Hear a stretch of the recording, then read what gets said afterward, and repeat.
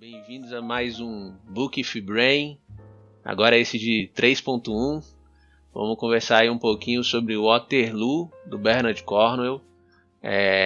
São as 110 primeiras páginas que a gente leu essa semana.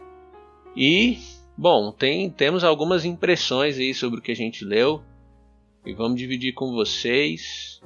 E se vocês tiverem alguma ideia, alguma contribuição, pode falar com a gente pelo chat também, que a gente troca essa ideia. O Brunão vai trazer um pouquinho aí do nosso resumo, né? Me chamo Rafael, como tá bem claro aí, escrito aí embaixo, e já tô aqui com o Bruno. Traz aí um pouquinho pra gente, Bruno, o que fala esse livro aí, pelo menos um pouco. Boa noite, Rafael já disse, meu chamo Bruno.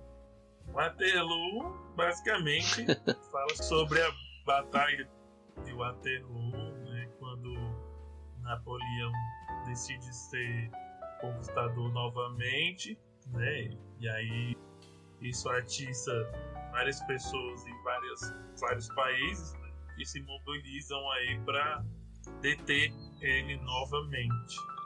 Sim. Basicamente é isso. Exatamente, e aí nessas 110 primeiras páginas a gente vê um pouquinho do início dessa batalha, né? E um pouquinho como aconteceu antes, né?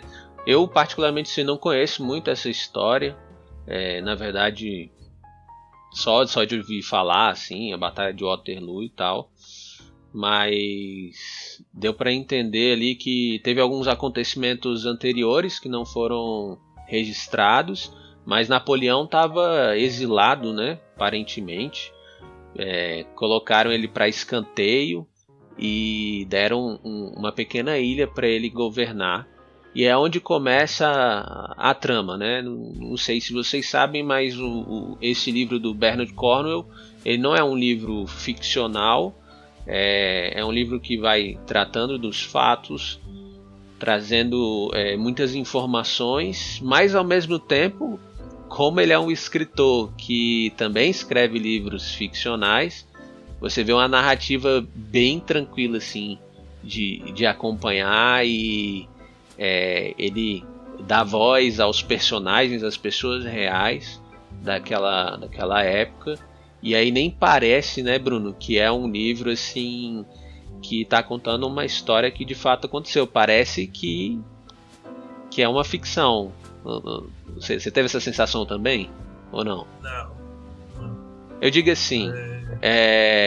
Acho que assim, não sei se você lembra, ele mesmo diz que muita gente fala sobre essa batalha, né? Só que na opinião dele, não deram um devido valor. Sim. Então, acho que ele foi lá e deu o parecer dele sobre a batalha. Sim, o que eu quis dizer é que quando a gente pensa assim, vamos ler algo que tem fatos verdadeiros e tal, e me vem na cabeça assim um livro didático, por exemplo, né? E não é assim que ele desenvolve a escrita dele. Então é bem tranquilo de acompanhar, até um livro gostoso assim de ler. Eu rapidão matei aí as 110 páginas dessa semana e eu tô achando legal, assim, eu tô achando interessante até onde eu li. E vamos lá conversar um pouquinho dos pontos que saltaram aos olhos. Como é que foi para você, Bruno, nessas 110 primeiras páginas? Como é que foi a experiência aí de pegar um livro do Bernard que não é um livro ficcional, né? Não sei se você já leu algum dele, algum Ainda outro, não. né? Ainda não, mas está esperando, né? Eu tenho 4 livros desses aqui. Quando eu conseguir terminar uns outros, vou começar eles.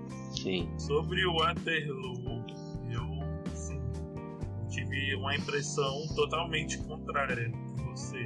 Como eu falei, pra mim foi simplesmente ele narrando o jeito, a importância, né, que ele quis dar para essa batalha. Então, e assim, pra mim que não conhecia muito essa história, né, é um tanto quanto confuso, porque eu não conheço o contexto histórico. Sim. Porque contexto histórico que o livro está se passando é depois de muita coisa que Napoleão já fez. Né? Então eu senti que para uma pessoa que cai ali totalmente de paraquedas, que nem eu, é complicado, porque eu não conheço o contexto histórico. E do jeito que ele narra ali, é como se uma pessoa já conhece o que tivesse acontecido. Então, sim, ele fala de muitos termos que são empregados em guerra, ele dá muitos nomes, assim, e como ele só cita, né, fulano de tal era general do lugar tal. Então, assim, você não consegue, eu pelo menos, não cria empatia pelos nomes. Né? sim. Eu fiquei meio confuso por isso. Então, ele dá muitos nomes, então, e fala de coisas que pra ele é natural, né? Porque ele conhece a guerra. Mas pra mim, a impressão que ficou pra mim é isso. Eu acho que a pessoa tem que conhecer, né, todo o contexto ali pra poder absorver melhor o que está acontecendo. Sim, parece que ele vai ali em vários documentos, aparentemente, né, para construir esse livro, em vários relatos. Então, de fato, é uma história que tem muitos personagens, né, muitas pessoas estavam envolvidas. Então, ele, desde do cabo, do sargento, enfim, de um lado, né, da França, e também ali com os ingleses e os prussianos, que eu nem sabia, mas parece que depois eles se tornam os alemães, né? Ou tô equivocado? Porque na pesquisa que eu fiz, Prússia depois parece que se torna a Alemanha. Ou tô falando besteira? A Alemanha. Acho que a Prússia era um pedaço da Rússia. Tinha mais a ver com a Rússia, não com a Alemanha. Bom. Porque, né, nessa época ainda tinha alguns países que não foram anexados. Né? Sim. Então era como se fosse subdivisões ali. Né? Entendi. Enfim, mas tem esses personagens, né? Esse país envolvido também. Mas, apesar da gente não ter muito contexto, principalmente sobre os fatos anteriores, né? Como é que era a relação de Napoleão, com Napoleão representando a França ali com esses outros países, né? O que a gente entende é que teve de fato uma guerra, batalhas anteriores entre eles, e que o livro inicia com Napoleão ali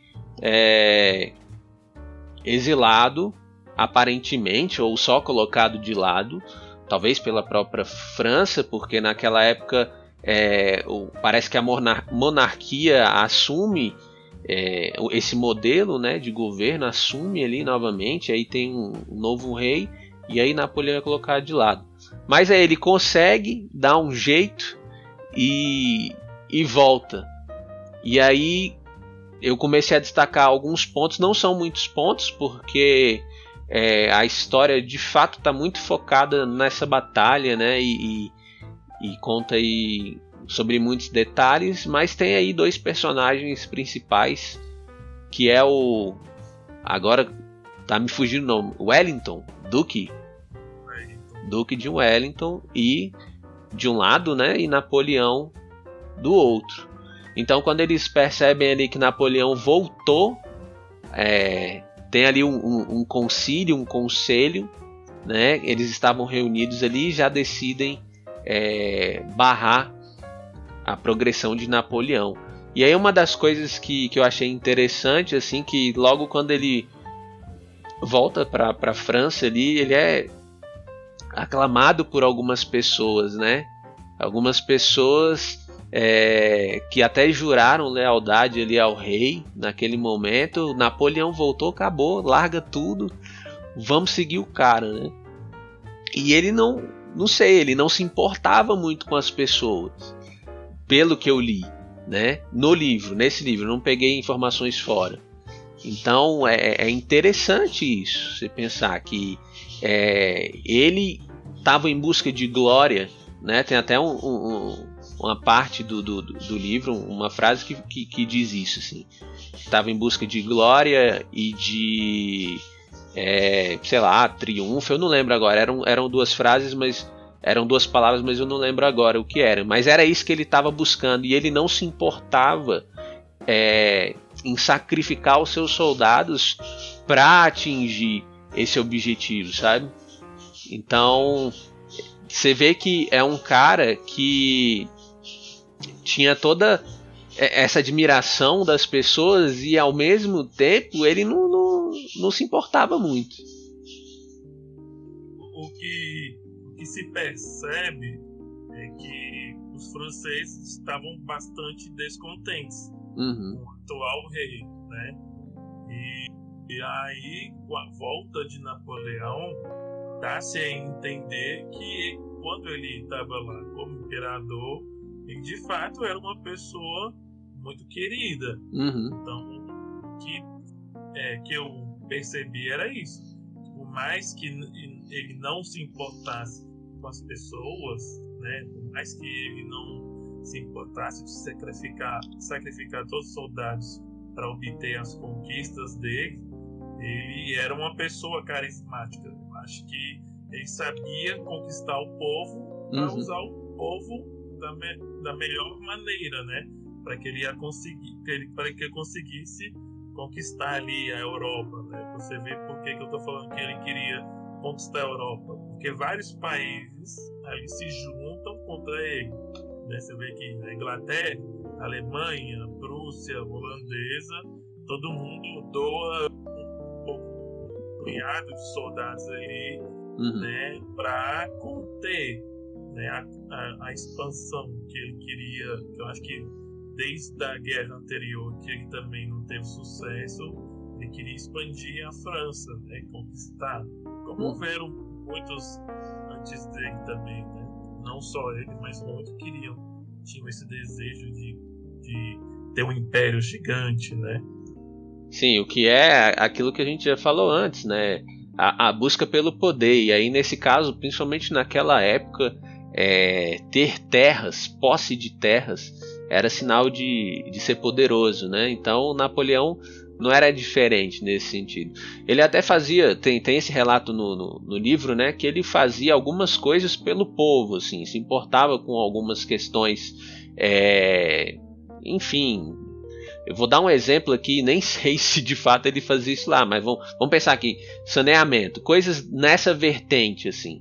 Ele se preocupava com isso, né? Tanto é que lá quando ele estava em Elba, que era essa ilha que colocaram ele estava preocupado com o subsídio, com o dinheiro que estava vindo para ele fazer as coisas lá, né? Então tinha esse lado dele, assim. Tinha o outro lado que ele não se importava muito, ele até fala alguma coisa sobre as mulheres também, de uma forma totalmente desrespeitosa, mas ao mesmo tempo ele fazia alguma coisa. Não sei quais eram as intenções dele no final das contas, né? Mas um fato que fica claro é o quanto ele amava a guerra, né? Isso fica ali presente no texto, né? Que Napoleão amava a guerra e o êxtase e a adrenalina que aquele momento trazia para ele. Talvez porque era um local que ele conhecia bem e por já ter tido várias batalhas, ele tinha estratégia, então ele se saía bem de certa forma ali. Então talvez por isso ele gostasse tanto, e até do reconhecimento dos outros, né? Da glória que ele alcançava. Talvez tudo isso fizesse com que ele de fato fosse fascinado pelo que a guerra proporcionava, né? Você viu isso aí também, Bruno, no livro? Eu acho que não tem dúvida é que ele era um grande amante e estrategista de guerra, né? Tanto que os inimigos falam isso dele. Então eu acho que essa adrenalina, essa coisa, né, foi só mais intensificando, porque até antes dele perder, eu acho, ele conseguiu vários sucessos, né? É lógico que em algum dado momento ele chegou a perder, né? Foi exilado e tudo, só que isso não diminuiu a paixão, né? Você vê que, pelo que eu entendi, acho que ele só estava esperando o momento certo para voltar ativa de novo, né? Que foi o momento em que se decorre o livro, né? E aí a gente tem, por outro lado, o Duque de Wellington também, né? Que parece, né? Que eles falam lá que também era um grande cara de guerra, né? Um grande estrategista, e que eles dois nunca tinham se enfrentado. Sim. Né? Então a gente tem dois grandes amantes ali, não tanto o Duque de Wellington, mas dois grandes estrategistas, né? Sim. Que vão se enfrentar pela primeira vez. E Sim. todos os desdobramentos, né? Exatamente. De fato, assim, eu acho que o Duque não era tão fã da guerra como Napoleão, né? Mas nomeavam ele como conquistador dos conquistadores, né? E parece que o conquistador era Napoleão. Então, aí, tipo, o cara era mais do que Napoleão nesse sentido, né? E o Napoleão, ele, como a gente já falou, ele era tão temido que rapidamente, quando já souberam que ele estava se mobilizando, os outros países já se mobilizaram para parar ele, né? Então o cara, ele tinha uma representatividade assim nesse contexto de guerra muito grande, né? Provavelmente por conta das conquistas que ele tinha tido anteriormente, né? Ele tinha uma reputação já, né? Você vê que ele não era qualquer coisa, porque senão ninguém ia se mobilizar tão rápido assim, né? Uhum. E o cara ele não era só um bom estrategista e um conhecedor daquele ofício, né? Mas ele tinha, como você falou, esse certo carisma e pessoas dispostas a morrer por ele. Então isso demonstra um líder também. Ele conseguia despertar nas pessoas, né? Essa coisa assim de me sigam os meus ideais, confiem no que eu estou dizendo, vamos até o fim para alcançar esses objetivos. Ele conseguia despertar isso nas pessoas. Então não é à toa que chegou onde chegou, né? E você vê que é uma coisa tão forte que a maioria das pessoas, de quando ele volta para a França, elas nem pensam duas vezes em trair o atual rei. Uhum. Você imagina como devia o peso disso naquela época. Você simplesmente traiu o rei. E o povo não estava nem aí. Simplesmente quem estava lá foi se juntar com ele. Então Exatamente. você vê o tamanho do carisma que ele tinha. E ele era inteligente, assim. Se você vê que, por mais que ele não se importasse com as pessoas, ele sabia exatamente como manipular as pessoas para usar em proveito dele, né? Sim, o cara realmente se sobressaía, né? Não é à toa que ele alcançou, conquistou as pessoas, né? Ele tinha o recurso, né, pessoal ali para fazer essas coisas. Bom, outro ponto que eu destaquei assim, é que dentro da guerra em si tem algumas regras, né? É engraçado ver isso, assim.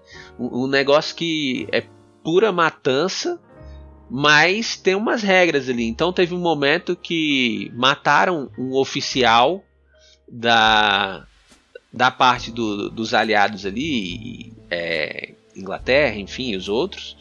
E mataram um oficial que estava ferido, e o pessoal começou a matar os franceses prisioneiros sem nem pestanejar, e totalmente indignados, né? Pareceu aquele negócio assim de: ei, o cara tá ferido, não, pera aí, não pode fazer isso, vamos... Porque falaram assim, isso não é guerra, é assassinato. Exatamente, que doideira, né?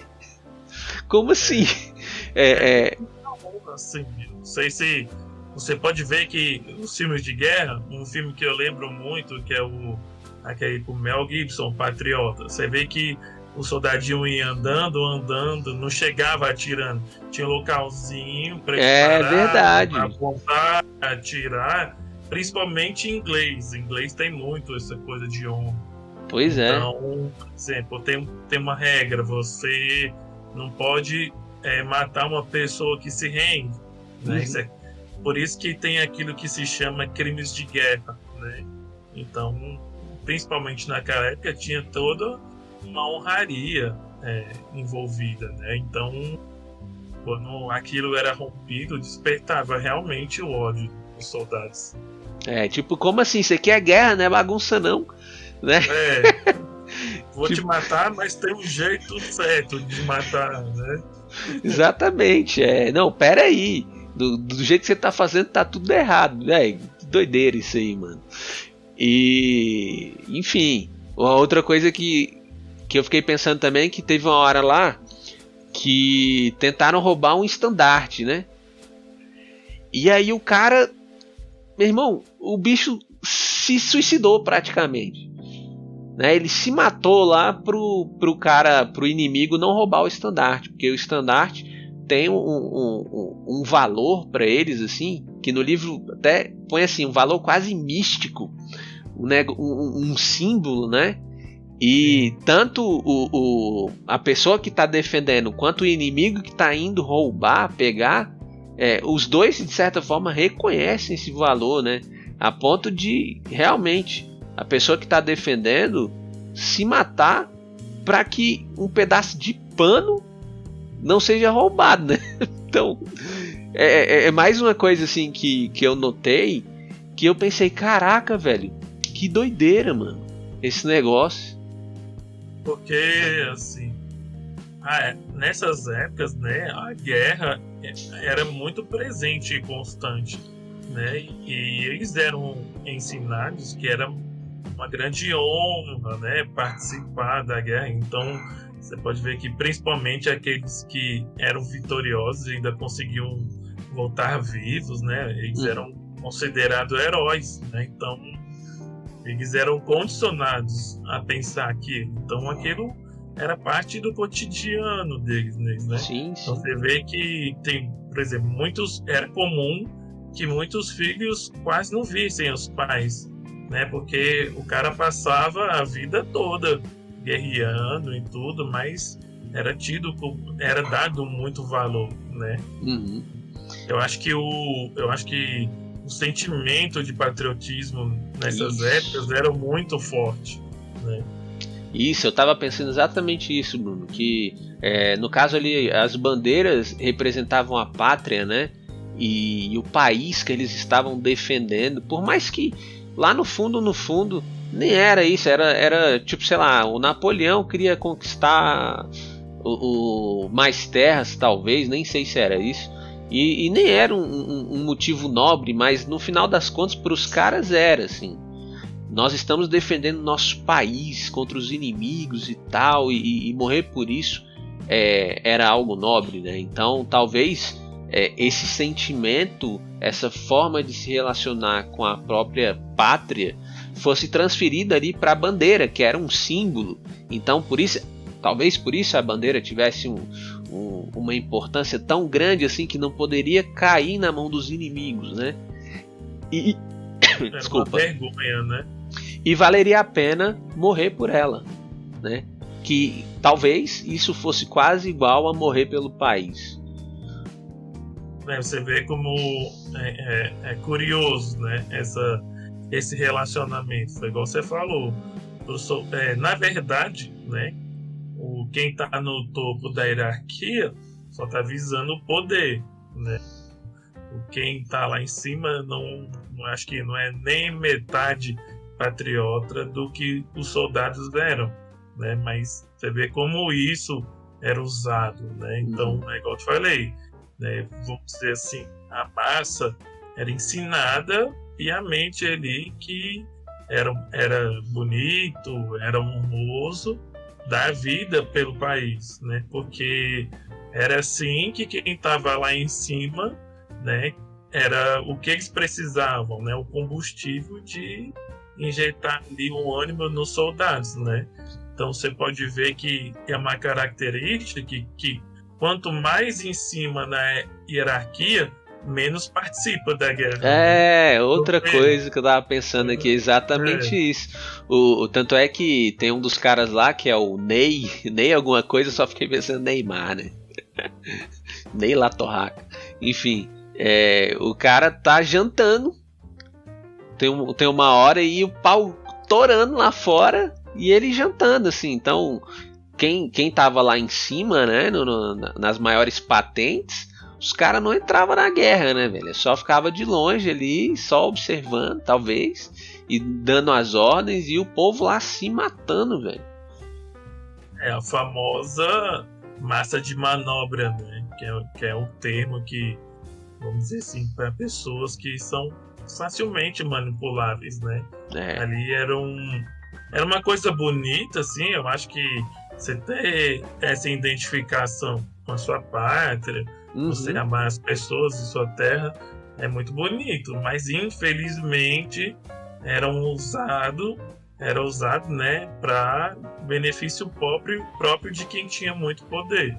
Né? Você vê que o próprio Duque de Wellington, ele foi para um baile lá, né, que apesar de todo mundo falar que ele era uma pessoa muito prudente, a guerra estava muito perto dele, né? E aí você vê que ele vai pro bar, ele até pega uma mulher casada lá, né? Que o povo vê eles indo pra um lugar mais escondido.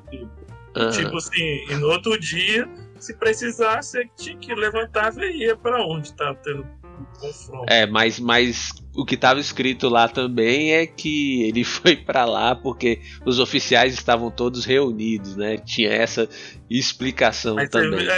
Tinha essa explicação, mas você vê que todos os oficiais ali dentro da hierarquia estavam por cima. Então, você vê que poucas horas depois já estava tendo conflito. Então, que os caras estavam lá. E assim, você vê, uma coisa que era totalmente normal para eles. Hoje a gente acha espantoso, né? Mas você vê que era normal. Então, pois é. Então até os caras estavam no baile lá e o relato que tem é que poucas horas depois muitos já estariam mortos. Sim. O pau quebrando lá. Vamos pro baile, né? Tanto é que... fala aí, Bruno. Que fala assim, que fala, por mais que ele soubesse que daqui que a poucas horas pudesse começar os conflitos, ele não abriu mão de comparecer ao baile. E um dos motivos era assim, a mulherzinha lá que ele tava pulando a cerquinha com ela. Então, você vê que como a realidade era muito diferente, né? Sim, os caras eram acostumados com esse tipo de cenário, né? Com esse tipo de coisa. Então, não, eu vou só ali na padaria rapidão comprar o pão, daqui a pouco eu chego lá na guerra. Tipo isso. O último ponto, assim, que eu coloquei aqui, que eu achei interessante também, é como o pessoal ia além dos limites físicos, né?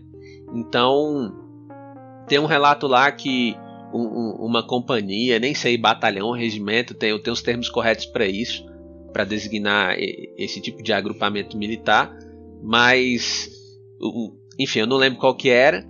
E aí um dos integrantes, né, um dos soldados, ele fala que, já andamos mais de 15 horas sem comer, praticamente sem tomar água, e aí quando chegou a hora de batalhar, os caras caíram pra dentro, velho. Caíram pra dentro, né?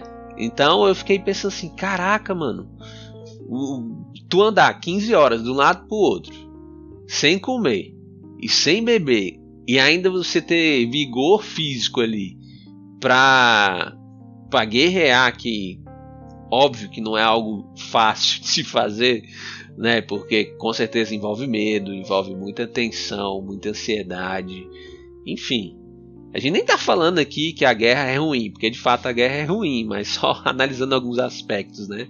Então isso eu achei assim, caramba, o que move, né, o cara para ele ir além dos limites físicos, assim, e ir atrás desse objetivo ali de cumprir uma ordem, talvez, ou de simplesmente buscar a glória e distinção, né? Desse trecho aí, Bruno, o que você pensou sobre isso? Eu fico dividido, porque é admirável, mas de certa forma é pelo motivo errado. Então, o que eu vejo nisso tudo? Eu acho que a incapacidade humana também de se questionar, né? Então, eu estava até pensando isso hoje mais cedo, que a gente, de certa forma, está vivendo isso também, que foi uma coisa que a gente até comentou quando a gente estava conversando sobre a vastidão da noite. Então, acho que, às vezes, a gente está inserido num universo que distrai tanta gente que a gente perde essa capacidade de questionar, e muitas vezes a gente acaba ficando com uma fé cega, né? Que nesse caso, eu acredito ali, na maioria dos soldados era pela pátria, ou assim, uma extrema admiração de um líder, né? Você vê que os grandes líderes que a gente vê pela história tinham em comum, era essa grande admiração, e essa admiração era tão grande que ela ultrapassa essa capacidade de questionar, né? Então, será que, por exemplo, Napoleão era tão diferente de um Hitler da vida? Não. Eu acredito que não, né? Porque o que os dois queriam? Poder e conquista, né? Pois é. E você vê que eles conseguem arrastar multidões. Então, o que eu fico pensando é que, será que essas pessoas não se questionavam? Peraí, será que eu seguir essa pessoa tão cegamente é certo, né? E você pode até trazer para os dias de hoje, nessa vida de redes sociais, né? As pessoas também não se questionam sobre as pessoas que elas seguem, né? Se são bons exemplos ou não. Então, estão ali seguindo cegamente. A pessoa falou, a água parou. Então você vê que as situações são diferentes, mas o comportamento é o mesmo, né? Pois é, de fato faz sentido isso. Os caras seguiam tanto e acreditavam tanto naquele líder que eles esqueciam até dos limites físicos, né? Os caras iam além, porque é muito além, cara, tu pensar de uma pessoa que tá andando há 15 horas, andando por terreno irregular, né? Não é nem numa pista asfaltada, não é nem num lugar assim plano, não, é no mato e no terreno irregular, e com certeza estavam muito cansados, mas mesmo assim talvez o líder, ou o que o líder representava para eles, né, fez com que eles tirassem força da onde não tinha, assim.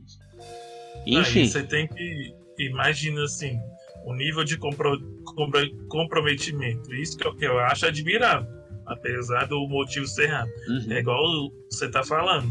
E eles não andavam ali, tipo, imagina todo o paramento lá que eles tinham que carregar. Era arma, era suprimento, carroça, e acima de tudo, estavam comprometidos a tirar quantas vidas fossem necessárias em benefício daquela representatividade que o líder deles tinha. Então, acho que você está comprometido a tirar outra vida por causa de outra pessoa, é isso que eu falo. É uma fé cega ali, né? Bom, Brunão, essas foram as coisas que eu destaquei aí das 110 páginas, que é muito mais guerra do que qualquer outra coisa, né? E pra mim, assim, considerações finais, as minhas, foi interessante. Eu tô achando interessante conhecer essa batalha, conhecer um pouco dessa história. Eu particularmente gosto muito desse autor, desse escritor. Eu acho que ele manda muito bem, assim, na hora de retratar essas batalhas. Enfim, eu já li alguns livros dele. E, enfim, pra mim tá sendo um livro assim gostoso de ler, sabe? Fácil de ler, não tá sendo muito difícil não. E foi interessante. Vamos ver o que vai ter aí pela frente nas próximas 100. E você, Brunão, considerações finais aí? Minhas considerações finais é que, por mais que o tempo passe, o ser humano fica falando, porque o ser humano está evoluído.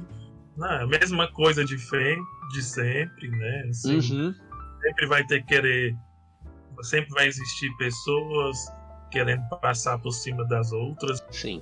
Independente de tudo. Eu acho que, infelizmente, o ser humano não evoluiu em nada. É lógico que as guerras diminuíram, né, nesse sentido de ser bélico, né? Então, mas existem muitas outras guerras rolando, né? Então é interessante ver que 1815, em 2020, a gente repete muito comportamento.